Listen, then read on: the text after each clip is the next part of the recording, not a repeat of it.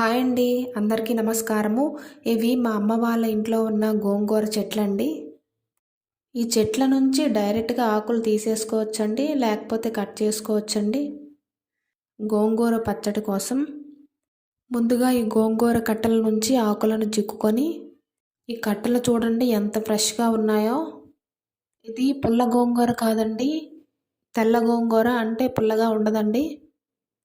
ఈ గోంగూర జంటల నుండి ఆకులను చిక్కుకున్నాం కదండి, ఆకులండి ఇవి. ఈ ఆకులను ఫ్రెష్గా వాటర్లో కడుక్కోవాలండి నీట్గా.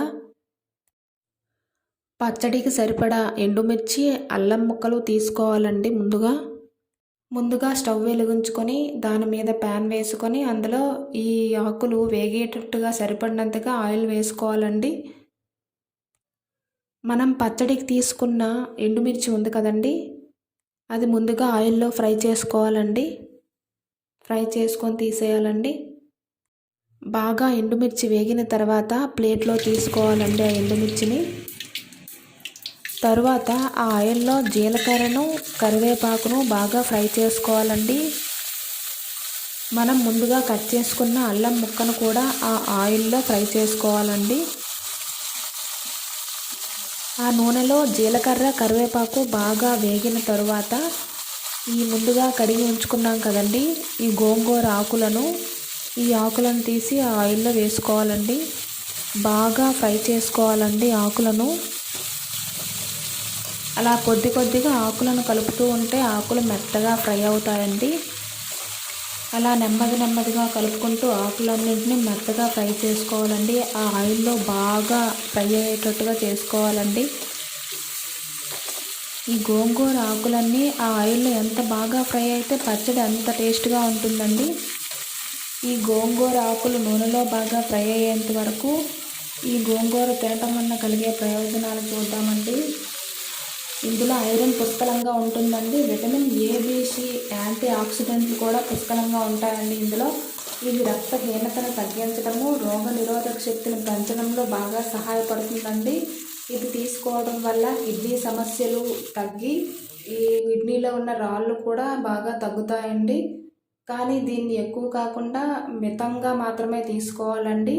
ఈ గోంగూర వల్ల అనేక ప్రయోజనాలు ఉన్నాయండి. రక్తహీనత నివారణ, రోగ నిరోధక శక్తి పెరుగుతుందండి. అలాగే మన జీర్ణక్రియ బాగా మెరుగుపడుతుందండి. మధుమేహం అదుపులో ఉండి కంటి ఆరోగ్యానికి చాలా మంచిదండి ఈ గోంగూర.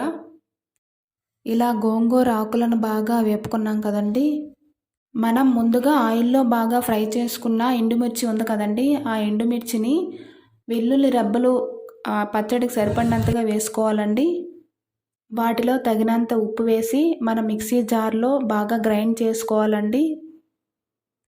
మిక్సీలో బాగా గ్రైండ్ చేసుకున్న తర్వాత ఇదిగోండి ఇలా వస్తుంది ఎండుమిర్చి, వెల్లుల్లి రెబ్బల పచ్చడి. మనం ముందుగా గోంగూర ఆకులను వేపుకున్నాం కదండి, వాటిని మిక్సీలో వేసి గ్రైండ్ చేసుకోవాలండి. పచ్చడికి తగినట్టుగా ఉండాలండి. అప్పుడప్పుడు మనం మిక్సీ ఆఫ్ చేసి చూసుకుంటూ ఉండాలండి. మెత్తగా కాకుండా పచ్చడికి సరిపోయేటట్టుగా ఉందో లేదో చూసుకొని తీసేయాలండి మిక్సీ జార్లోంచి. పచ్చడి తాలింపు కోసము వెల్లుల్లి, తాలింపు గింజలు, అలాగే ఎండుమిర్చి, కరివేపాకు మనం ఏర్పాటు చేసుకోవాలండి. ఈ తాలింపు గింజలను ఈ ఆయిల్లో బాగా ఫ్రై చేసుకొని అందులో మనం ముందుగా గ్రైండ్ చేసుకున్న గోంగూర పచ్చడి ఉంది కదండి, దాన్ని ఇందులో వేసుకొని బాగా వేపుకోవాలండి. ఎండుమిర్చి, వెల్లుల్లి ముద్ద ఉంది కదండి, దాన్ని కూడా అందులో వేసుకోవాలండి. మొత్తం అన్నింటినీ బాగా ఫ్రై చేయాలండి ఆయిల్లో. బాగా వేగేంత వరకు ఆయిల్లో ఫ్రై చేయాలండి. అలా ఫ్రై అయితేనే బాగా టేస్ట్ ఉంటుందండి పచ్చడి. అంతేనండి, ఎంతో రుచికరమైన గోంగూర పచ్చడి రెడీ అండి.